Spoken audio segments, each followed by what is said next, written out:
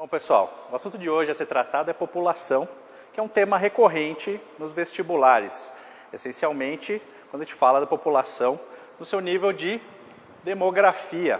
A demografia seria a ciência relacionada ao estudo de população. Porém, esse termo população ele é um tanto quanto ambíguo. Por que ele é um tanto quanto ambíguo? Porque quando a gente fala de população, a gente pode relacionar qualquer grupo de seres vivos. Por isso que existe uma vertente no estudo de população, que são os teóricos marxistas, que preferem relacionar o termo como relações sociais, que trata de forma mais pungente a relação entre as pessoas. Porém, o estudo de demografia, que é o que nos coloca aqui, envolve conceitos tanto biológicos, como taxa de natalidade, taxa de mortalidade, fecundidade, nupcialidade, entre outras coisas, como conceitos econômicos da população, ou seja, população economicamente ativa e população em idade ativa. Esses dois conceitos econômicos estão relacionados à população que está efetivamente exercendo uma função remunerada e uma população que está apta a trabalhar, ou seja, a entrar no mercado de trabalho. Correlacionando esses conceitos econômicos de população, os organismos multilaterais, assim como os organismos estatais, eles fazem esses estudos econômicos para poder promover com maior força as políticas públicas para favorecer a população. Através do PI e do PEA, por exemplo, você pode retirar a taxa de desemprego. Então, através desse mecanismo, é que os governos conseguem realizar suas políticas públicas com maior efetividade.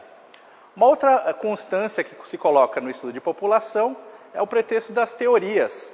Surgiram durante vários períodos históricos teorias populacionais que vieram para dar explicação e suporte às características de desenvolvimento. Dentre isso, surge a teoria malthusiana, que estuda a população essencialmente pela questão matemática do PA versus PG. Né? Voltando à ideia das teorias, o que tinha em mente o desenvolvimento dessas teorias populacionais? Essencialmente o controle da pobreza. Já no século XVIII se percebe que o excesso populacional ele já não é tão interessante para o desenvolvimento socioeconômico. O desenvolvimento em si, econômico e social, uma ideia de racionalismo para poder promover melhor as questões entre população e ambiente e interesses de grupos sociais. Isso é o que vai ser colocado em relação à formulação de teorias.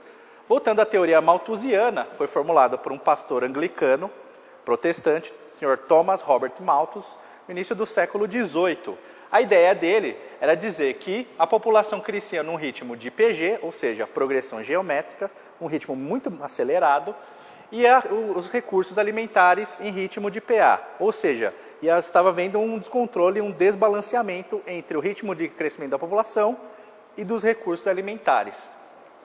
Essa teoria ela foi proposta durante o período da Revolução Industrial. Uma outra teoria que veio para explicar a estrutura da população é a teoria neo-malthusiana. O radical neo já dá a ideia de novo, é a retomada das ideias de Malthus. A teoria neo-malthusiana é do século XX, meados da década de 50, que propunha um jogo de interesses entre investimentos na economia e na sociedade civil.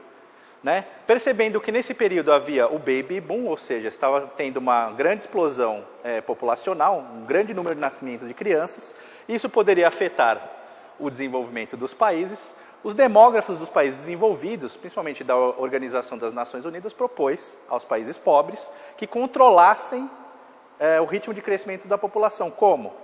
Investindo na economia e deixando os setores sociais à míngua.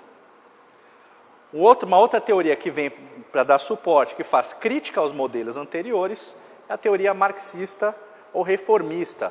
Na verdade, ela não se configura muito como uma teoria, porque o Karl Marx, filósofo alemão, do século XIX, ele não falava muito de população, e sim de relações sociais.